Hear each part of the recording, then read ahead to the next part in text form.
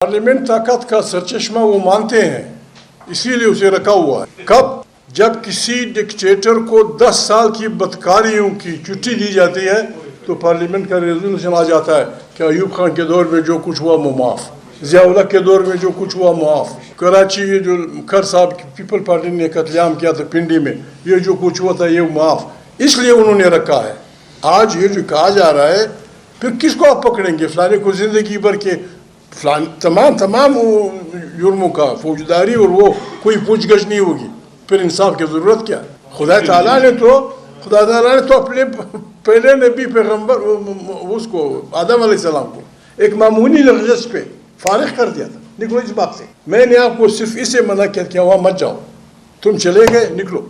उन्होंने बात की कि किसी जालिम को पैगम्बर नहीं बनाया। मैं इसमें ये एडिशन करता हूँ कि कोई आदमी उस वक्त तक नबी या पैगम्बर नहीं बनाया जब तक उसमें ये सलाहियत नहीं थी कि वो जालिम तरीन हुकूमत के सामने खड़ा ना हो। हर इंटरव्यू में मैंने जो भी एंकर मेरे पास आए, मैं उनका शुक्रगुजार हूँ।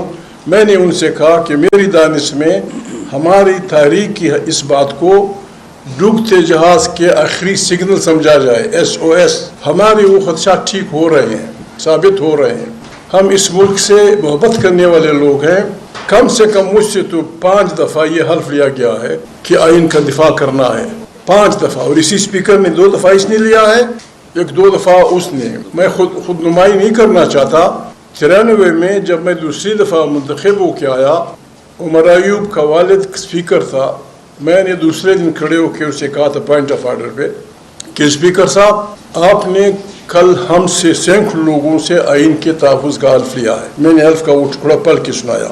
मैंने कहा अगर ये फॉर्मेलिटी है तो ये पूरी हो गई, और अगर इसके हर लफ्ज़ को हमने इस पे बिलीव रखना है, ऑब्लिगेशन है, फिर हम ये कैसे कर सकेंगे? उन्होंने कहा महमूद भाई मैं आपकी बात नहीं, अचकज़ई साहब मैं आपकी बात नहीं समझ रहा। मैंने कहा मैं सीधी बात कर रहा हूँ, आपने हमसे हल्फ लिया कि आइन का हम दिफा करेंगे। किस तरह? कहते हैं इस बात पे वो न करें, आपकी सीट जा सकती है। मैंने कहा मुझे आप समझाएं, अगर ये फॉर्मेलिटी तो हो गई। कहता है नहीं, वी मीन इट। मैंने कहा फिर मेहरबानी करके हम सब से एक और हर्फ भी ले लें। कहता है वो क्या? मैंने कहा हमसे ये हर्फ ले लें कि अगर कोई सरपरा जर्नल या कोई और आइन को वायलेट करेगा तो हम पाकिस्तान के ये तमाम लोग ये वादा करते हैं कि हम सब पाकिस्तानी उस दिन सड़कों पे होंगे। मेरी बात को दरखोर इतना नहीं समझा गया। चकज़ई साहब आप बैठे, मैं बैठ गया। हमसे बार बार लिया गया है हल्फ। यहाँ झूठे प्रोपेगेंडे किए जाते हैं, अवाम को गलत तासुर दिया जाता है कि पाकिस्तान को इकट्ठा रखने के लिए जो अंसर है वो मजहब का है। इस्लाम हमारा 2 अरब इंसानों से मुश्तरक है, 2 अरब इंसानों से, 54 इस्लामी ममालिक से। जो अफगानिस्तान का जो मुल्क है उससे तो हमारा रिश्ता खूनी भी है, कबायली भी है, जुबान भी एक, कौम भी एक। वो रिश्ते हम तब भूलेंगे, हम भूलना चाहते हैं, कट करना चाहते हैं जब यहाँ जमहूरियत की बादशाही होगी, जब यहाँ बुनियादी इंसानियत का एहतराम होगा, जब यहाँ मुंतखब पार्लियामेंट ताकत का सरचश्मा होगी, हर आदमी आइन के सामने बराबर होगा। लेकिन जब ऐसे हो 45% अफराद गुर्बत के नीचे जिंदगी गुजार रहे हो और यारों को ये पड़ी हो कि हमें जिंदगी भर के लिए तमाम अदालत की कार्रवाइयों से मुस्तस्ना किया जाए। मिस्टर सो किसी का नाम नहीं लेता, मिस्टर सो, फिर किसकी तहकीकात होगी? हीरोइन के मरीज की जो मजबूरी से साइकिल चोरी करता है, हीरोइन के उस मरीज की जो बूट चोरी करता है, उसको आप केस चलाएंगे? और बड़े वदों पे बैठ के मुल्क ज़िलों के लूटने वाले लोगों को आप इस्तिस्ना दे रहे हैं आइन की उसके नाम पे। या एक फ़र्द जो भी, मेरा बाप हो, दुश्मन अच्छे से, मेरे ये बेहतरीन दोस्त हो, फ़र्द की मजबूती पाकिस्तान को नहीं बचाएगी। पाकिस्तान जमहूरियत की मजबूती, आइन की मजबूती, आवाम की मजबूती, 47 के अजीज़ों को ये हक ही नहीं पूछता। हमने मेरी मुराद सबसे मैं खुद, फिर आप सब, हम अपील करेंगे तमाम सेक्शन ऑफ सोसाइटी के, चाहे वो जर्नल हो, चाहे वो जजेस हो, चाहे वो जर्नलिस्ट हो, चाहे वो जो भी पाकिस्तानी मर्द औरत जो भी इस मुल्क से मोहब्बत करता है या आइन की बालादस्ती चाहता है, हम उनको खबरदार करते हैं कि हमारे मुल्क की बुनियादों पर हमला है। Let's all get up and save the country. आए हम सब उठें اور اس آئین کو بچائیں، چاہے اس کے لیے جو بھی قربانی دینی پڑے. پارلیمنٹ کو ہم بالکل چلنے نہ دیں. یہ ہم نہیں کریں گے، نہ ہمیں اللہ بخشے گا، نہ ہمارا ضمیر معاف کرے. ہم اس لیے آپ کے پاس حاضر ہوئے ہیں کہ ہمارے ساتھ تمام پاکستان سے ہم اپیل کرتے ہیں، اور یہ پرسن جو ان باتوں کو سمجھتا ہے، ہم ان سے اپیل کرتے ہیں دو دستہ فار گاڈ سیف ہماری رہنمائی کریں. آئے ہم سب اس ملک کو بچانے کے لیے اجتماعی دانش سے ایک ایسا نظام بنائیں کہ ان بلاؤں کو روکیں، ورنہ پھر دیر ہو چکی ہوگی. ایسا نہیں چلے گا. اسکول کے بچے، کوئی سیاسی پارٹی، کوئی پرائیویٹ سوسائٹی کے لوگ نکلیں اپنے بیسک ہیومن رائٹس کے لیے، آپ گولیاں ماریں گے. یا مذہبی لوگ، اختلاف ہو سکتا ہے لبیک والوں سے، اختلاف ہو سکتا ہے، لیکن یہ نہیں کہ بسم اللہ گولیاں مارو لوگوں کو. دماغ خراب ہے تمہارا، دماغ خراب ہے. کیوں مجبور کر رہے ہو لوگوں کو کہ وہ بھی تمہارے مقابلے میں خدا نہ خواستہ کوئی اٹھائیں؟ ہم پاکستان کے لوگوں سے وعدہ کرتے ہیں، ہم نہ کسی کو گالی دیں گے، نہ کسی کو پتھر ماریں گے، نہ کسی کو برا بھلا کہیں گے. ہمیں حکم ازا لا الہ الا اللہ، ہم نے نکلنا ہے. یہ احتجاج ہم نے شروع کر دیا.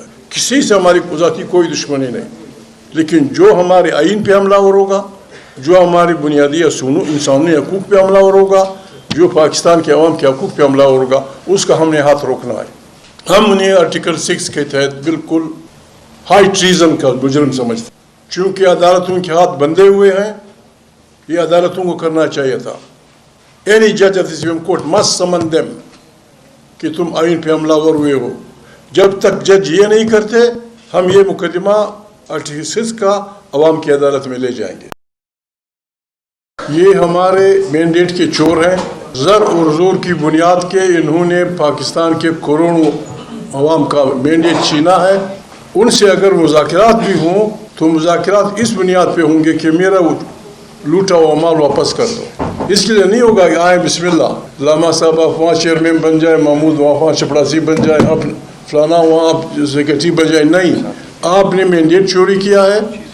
آپ نے اس ملک کے سب سے پاپولر لیڈر کو جیل میں ڈالا ہے، اور جب ان کے لیے بنیادی انسانی حقوق کا استعمال ہوتا ہے، آپ نے ہمارے بچوں کو مارا ہے. وہ باتیں ہم نہیں کہہ سکتے. ہماری بہنیں بیٹھی ہوئی ہیں. آپ نے جو ہماری بہن بہوں ماؤں کے ساتھ کیا ہے، اس کا ہم حساب کہاں لیں گے؟ یہ اتھارٹی آپ کو کس نے دی ہے؟ ہمارا آئین یہ کہتا ہے، خدا بھی کہتے ہیں، عالم صاحب بیٹھے ہیں، اللہ پاک کہتا ہے کسی کو برا بھلا مت کہو، لیکن مظلوم اگر کچھ کہے. ہمارا بینک بیلنس جمہوری آزادی آ رہی ہے. اگر کوئی بھی پاکستان کی پارلیمنٹ کوئی بھی ایسی آئین ترمیم جو پارلیمنٹ کو مضبوط کرتی ہو، جو عوام کی طاقت کو مضبوط کرتی ہو، جو سول سپرمیسی کو مضبوط کرتی ہو، ہمارا ووٹ انکنڈیشنلی اس بدبخت حکومت کے پاس ہے. حالانکہ وہ نمائندہ نہیں ہے، انہیں یہ حق نہیں ہے کہ وہ کریں. جنرل کا نام نہیں، میرے باپ کا بھی نام نہیں آنا چاہیے. پارلیمنٹ طاقت کا سرچشمہ وہ مانتے ہیں، اسی لیے اسے رکھا ہوا ہے. کب؟ جب کسی ڈکٹیٹر کو 10 سال کی بدکاریوں کی چھٹی دی جاتی ہے تو پارلیمنٹ کا ریزولوشن آ جاتا ہے کہ ایوب خان کے دور میں جو کچھ ہوا وہ معاف، ضیاء اللہ کے دور میں جو کچھ ہوا معاف، کراچی جو کھر صاحب پیپل پارٹی نے قتل عام کیا تھا پنڈی میں، یہ جو کچھ ہوا تھا یہ معاف. اس لیے انہوں نے رکھا ہے. آج یہ جو کہا جا رہا ہے، پھر کس کو آپ پکڑیں گے؟ فلانے کو زندگی بھر کے تمام جرموں کا فوجداری اور وہ کوئی پوچھ گچھ نہیں ہوگی. پھر انصاف کی ضرورت کیا؟